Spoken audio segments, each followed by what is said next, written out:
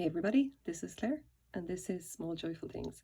As always, I go to thrift stores or estate sales, or sometimes I buy things from Craigslist, and I'm always looking for things that I find interesting or beautiful, or maybe have a story to tell, and then I bring them home, try and find out as much as I can about them, and then tell you guys about them. Today's video, I've had to raise the camera. The base of my table lamp is making a guest appearance because I just need a little bit more space for this to properly show off what I found for you guys today. So here we go. Not enough space. And don't knock the camera, Claire. So what I have is this. And I couldn't actually fit it in frame without raising the camera quite a bit. This is quite a large vase. It's quite a tall one. Don't roll. Okay, you're gonna roll. So this is an Opaline Vase. I hope you guys can actually see it, or possibly see through it. Maybe a little bit here. There you go. Just about see my hand. It may look like milk glass under this light. It's very much definitely not. You can see through it. It's opalescent or translucent, whatever you'd like to call it. I bought this in a thrift store for $8, and I knew when I picked it up that it's just like, it had the feel of something good. It had the feel of like, this is more than just the average vase that you would buy out of Winners or something like that. There is no mark at all in it, but it is in remarkably good condition. It has, you see here, this tiny little flea bite taken out, a little bit of a chip. Otherwise, it's very clean. It's in wonderful condition. You can, again, you can just see my hand through it.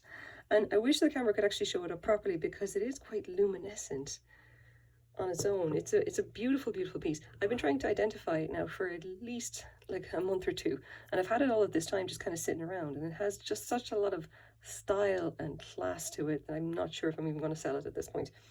Anyway, let's measure it up. One of these days I'm going to get a proper measuring tape. It is about 10.5 inches high, so quite big, and it is, again, eyeballing this quite badly, I'm afraid, about 5.5 inches wide, I want to say. Does that look about? Yeah, you know, I'm not, yeah, okay, I'm going to say 5.5. It's, you know, close enough. So the brain just kind of clicked. I knew I had to get it. One other thing I actually like to check as well, if I go into thrift stores, I bring along my black light, and you can see that faint green. A little bit more obvious there. If I just slide that in. Yeah, it's kind of hard to see, I'm afraid, under this light because the lamp is obviously quite powerful, but it has like quite a nice green glow. And usually, if this is a kind of good way for me to just kind of spot glass, if I literally just hold out the lamp and just run it across the shelf, anything that picks up a green glow is more likely to be vintage. So I always give that kind of stuff a second look. This, though, I picked it up anyway. It was just, this is so my style. And the first thing that I thought when I saw it was that this says mid-century and it says Scandinavian to me. And that's really based on nothing at all. That was just like instincts, nothing else. I'm not an expert, like I said. But for all that it took me quite a while to actually figure out, eventually I went to Reddit, I went to the glass collecting subreddit. They're a great bunch of people. They have an amazing amount of knowledge, and I'm happy to say that one of the users there immediately identified it for me. So stargatechicken, if you're watching this, once again, thank you very much. Really appreciate your help. So here we go. So what we've got is Kastrup glasswork. And no, I'm not pronouncing that right, but okay, whatever. Kastrup is one of the basically a very old glass manufacturer in Denmark. They were around since the late, I think it was, mid to late 19th century. They're producing glass for a very long time. They actually merged with Holmegaard, and funnily enough, this shows up under the name Kastrup and Holmegaard, but it's not. It is strictly speaking Kastrup, not Holmegaard. That's more of it's another case of someone, basically people who are selling this one, they put extra words in trying to, run the metadata, essentially, trying to get more hits, because people obviously be Googling or searching for certain stuff. Anyway, this would have originally looked like this. The Kastrup, and you see again, Holmegaard. Lots and lots of keywords in the title. Why would you bother? Kastrup Holmegaard, the Opaline Decanter. And it has this lovely teak stopper and this raffia kind of wrapping. And these two little glasses going with it. It's just, this is so mid-century. It's beautiful. I love it. I love it. I'm so glad that my instincts were right on this. It is a shame that it has managed to lose its wrapping and the stopper. I've seen a few with just the stopper and no glasses, but you know, what can you do? It was meant to be a set. But we've got more. We have Jacob E. Bang, and this says 1960, okay? Okay, well, maybe. What are we doing now? First of all, what do we know about Jacob E. Bang? He was a designer, and he was originally working for Holmegaard. And not a whole lot of info here. But here's the thing, I've managed to find a little bit more about him. And from what I gather, like he was basically like he was like a foundational designer. He was like one of the guys who kind of kick-started the Danish art glass like mid-century movement, whatever you want to call it. He worked for Holmegaard. He did incredible stuff. Like Holmegaard were essentially on the verge of like, you know, going out of business, and they brought this guy in, and he started making amazingly beautiful art and designing like this beautiful glass. And his philosophy was that art should be, where did I say it here? Suitable, strong, inexpensive, and beautiful. And that's really lovely. That's like his entire design like ethos. He didn't want to make glass for like people, like for rich people, for the Rockefellers. He wanted glass that everyone would like and want to use. The things should be functional. And mid-century, you know, modern was definitely that kind of a thing. It was kind of like getting away from the, you know, a lot of ornamentation, getting into much cleaner designs, that kind of stuff. It's just, I love it. So Jacob E. Bang, like, he's known as Denmark's first industrial designer and the creator of functionalism in Danish glass. They have his design mantra here: beautiful, strong, practical, and cheap, which is, yeah, you know, translations aren't going to be accurate or, you know, 100% the same. It was his words that formed the basis for the Holmegaard Glass Factory mission statement. Every Dane should be given the opportunity to own a Holmegaard glass. Just, lovely. So this is beautiful. This is a real piece of history. And you can actually, there you go, see straight through the... Really, I have to tell you, in person, if you have this sitting on a shelf, if there's any light near it at all, it just kind of becomes a little bit luminous. The shape is very pleasing to pick up and hold, and I can definitely imagine it being a decanter. That's technically what it is. You pick it up, you pour it. This area here to grab it is incredibly fun and functional.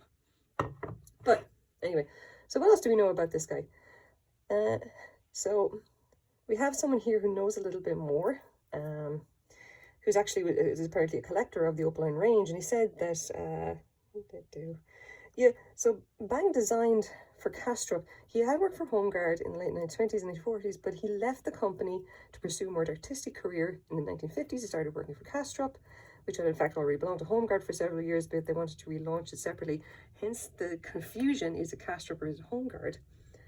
And he designed this for Kastrup specifically. Like, not Holmegaard, Kastrup. Not the same thing at this point. The range was incredibly successful. There's an entire kind of series. This here is the cheese bell, which is, you know, you store your cheese in there, put the lid on top, there you go. Just lovely. You can see the similarities a little bit there. And this is designed Jacob Bang Kastrup from 1957. So, come on. The listing that we have here, 1960, maybe not entirely accurate. I'm happy to say that the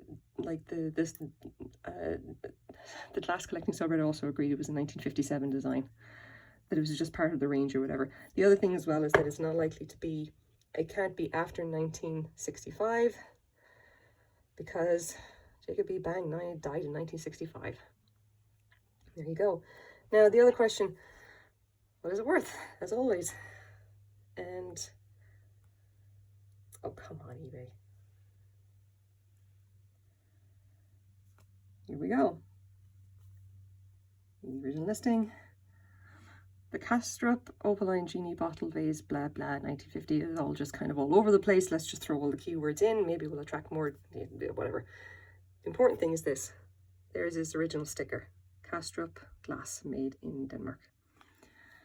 Wonderful for our purposes. Again, this one though, however, seems to be missing like that, the wrapping, the stopper. You know, what are you gonna do? And they're calling it a genie bottle for stupid reasons. This one has sold in the last 90 days. If we just take off the filter and look for, no, come on. Completed items, 63. And you can see people are selling it for what I would consider to be wildly optimistic prices. Hundreds of dollars, mid-century, blah, blah, blah. Here's one here, 500. I should be so lucky. They're calling it a carafe here for no real reason. Here's the one, this is actually the Grun series. After they designed the Opaline series, it was essentially so successful, they did the same thing in this lovely teal kind of green color. You can see the similarities. Same shape, but you can see like hundreds of dollars. No. There's quite a lot of it there. No one's buying it for hundreds of dollars. What's actually sold in the last 90 days is, including shipping, about 100. Again, not a bad investment for something this old in such nice condition, and that it could be used as like a vase or simply to sit on a shelf. It's just that nice. It really does look like quite special. I'm quite happy I found it. I'm still not sure whether I'm going to sell it. It is really something kind of lovely, and although I don't collect Scandinavian art glass, I may be persuaded just because of this. Are you gonna continue or not? Oh, don't. Okay, all right, probably not as small as I'd like it to be, but well, here we go. This is my small joyful thing for the day. I hope you guys like it as well. Thank you very much for watching. Bye bye.